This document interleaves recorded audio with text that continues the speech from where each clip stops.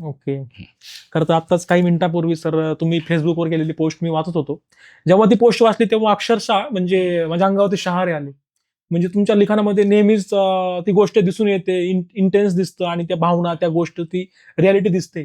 तो प्रसंग सर तुम्हाला कसा त्या प्रसंगाचा अनुभव आला होता खरं तर? म्हणजे काय होतं, काही या गोष्टी पुस्तकात वाचून काही गोष्टी अशा असतात आयुष्यात, की ज्या पुस्तकात वाचून, कोणीतरी सांगून, हं. कोणाच्या तरी ऐकून, कुठल्या तर पडद्यावर बघून तुम्ही त्या अनुभवू शकत नाही. म्हणजे हं. तुम्ही 70% 80% तिथपर्यंत जाऊ शकता. पण जेव्हा तुम्ही ती घटना प्रत्यक्ष समोर बघता, त्या घटनेचा साक्षीदार बनता, हं. तेव्हा मात्र तो जो अनुभव असतो ना, तो फार भयंकर असतो. हं. जो मी सोशल मीडियावर टाकला, तोच प्रसंग माझ्या पुस्तकाचं ब्लर्ब म्हणून तोच एक 7-8 ओळी, म्हणजे ॲक्चुअली कादंबरीमध्ये मोठा प्रसंग आहे तो. बरोबर. इथे फक्त शॉर्टमध्ये एक 8 ते 10 ओळीमध्ये मांडलंय मी. हं. त्यामध्ये झालं असं होतं, की त्या मुलाला डी नावाचा आजार होता. एक 16 वर्षांचा मुलगा होता. हं. मी सर्व डिटेल सांगत बसत नाही तुम्हाला पुस्तकामध्ये. तो आजाराबद्दल पण माहिती मिळेल वाचायला. हं. पण त्या आजारामध्ये वैशिष्ट्य असं असतं, की शेवट मृत्यूने होतोच. हं. रेस्पिरेटरी फेल्युअर होतं. श्वास घ्यायला मुलाला त्रास होतो. शेवटी तो व्हेंटिलेटरवर जातो आणि मरतो. हे एक कॉमन पॅटर्न असतो त्या आजारामध्ये. आणि तो मुलगा त्या अवस्थेला आला होता. मी नेमकाच बाहेरून आलो होतो आय-सी-यूमध्ये आणि त्या मुलाने मला असं बोटाने हात दाखवला, असा हात हे केला. हं. जवळ गेलो. तो गळ्यातून काहीतरी असा आवाज काढत होता. मग मला काही लक्षात नाही आलं. मग बाजूला उभ्या असलेल्या सिस्टरांना, नर्सला विचारलं, की "हा काय म्हणतोय?" ते म्हणे, की "तो त्याच्या आईला बोलायचं असलं की असंच करतो," म्हणे. "अशा पद्धतीने आवाज काढतो." म्हटलं, "बोलवा आईला." आणि मग ती सिस्टर आईला बोलवण्यासाठी गेली. आणि तोपर्यंत माझे दुसरे काही कागदपत्राची कामं होते. ते करायला गेलो मी. आणि तेवढ्यात पाठीमागे तीच नर्स पुन्हा पळत आली, धावत आली, की "सर, सर लवकर या" म्हणून. आणि मीच नाही, माझ्यासोबत दुसरे अजून 5-6 डॉक्टर होते. धावत आले. त्या मुलाला अगदीच ब्रेथलेसनेस सुरू झाला होता. तेवढ्यात त्याचे आई-वडील पण आले होते. आणि तो एकदम त्याचा श्वास वाढला. असं वाटत होतं, की व्हेंटिलेटरवरचे आकडे बदलू लागले एकदम. आमच्या लक्षात आलं, की आता ही शेवटची वेळ आहे. हं. लगेच ताबडतोब आमचे एक सहकारी डॉक्टर, लेडीज डॉक्टर आहेत. त्यांनी त्याला सी-पी-आर द्यायला सुरुवात केली. जसं त्याला सी-पी-आर देण्यासाठी जे हे ठेवलं, छातीवर हात ठेवले, तसं त्याचे वडील म्हणाले त्या मुलाचे, "सर काय करताय तुम्ही? मॅडम काय करताय तुम्ही?" ते म्हटले, की "तुम्ही थोडं 2 मिनिटं बाहेर थांबा. मुलाला श्वास घ्यायला अत्यंत त्रास होतोय आणि सी-पी-आर द्यायचं." तर ते वडील म्हणाले, की अ, "नाही डॉक्टर थांबा," म्हणे आता.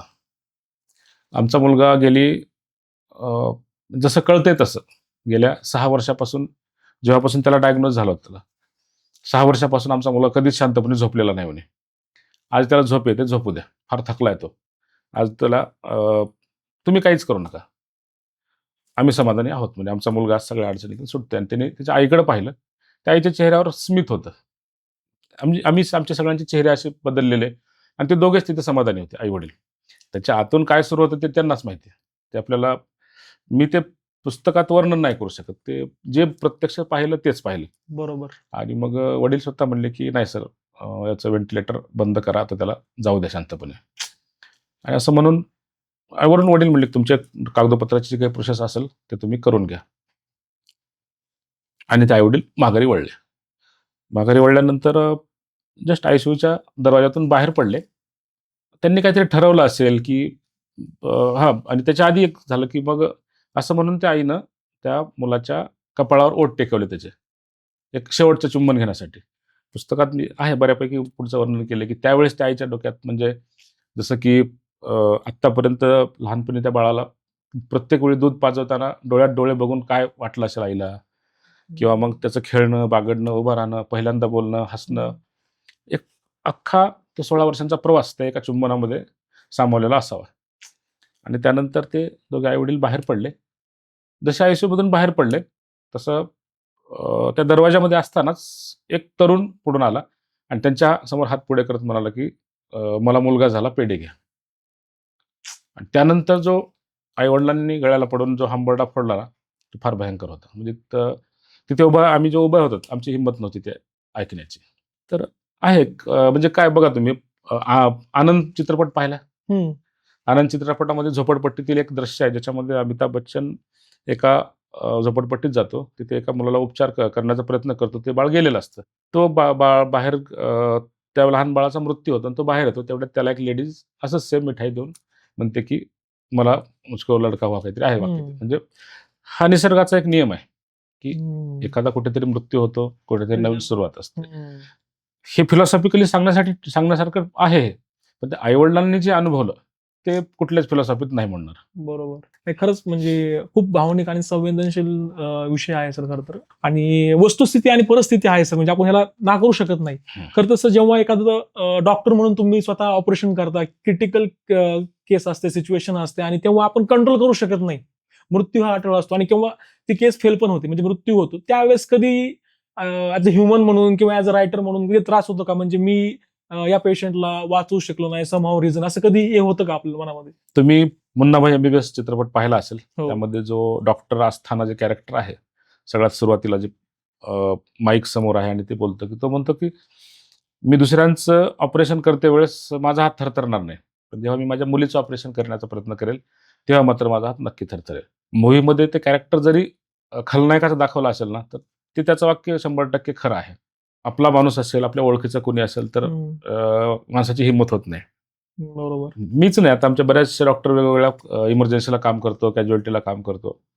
पण अशा वेळेस आम्ही कितीतरी गोष्टी भयंकर इमर्जन्सी पाहिल्या आहेत, ऍक्सिडेंट बघितलेले आहेत, रेल्वे कटिंग पाहिलेली आहे, सुसाईडच्या केस, होमिसाईडच्या, मर्डरच्या केस सगळ्या पाहिल्या आहेत कॅज्युअल्टीला असताना. पण मी माझ्या मुलाला अजून एकदा इंजेक्शन दिलेलं नाही, कधीच नाही, किंवा त्याला इंजेक्शन देते वेळेस मी त्याला पाहिलंही नाही.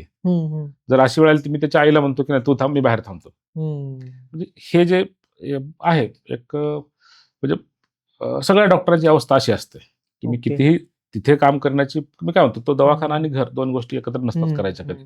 दुर्दैवानं माझ्यासोबत ते होतं तसं, कारण तिथं ते लेखनाचा त्याला टच असतो म्हणून. बरोबर. जेव्हा प्रत्यक्ष हॉस्पिटलमध्ये काम करतात डॉक्टर, तेव्हा एक म्हणजे 99% वेळेस तरी असं होत नाही, डॉक्टरांनी भावनिक नाहीच झालं पाहिजे आणि होतही नाहीत.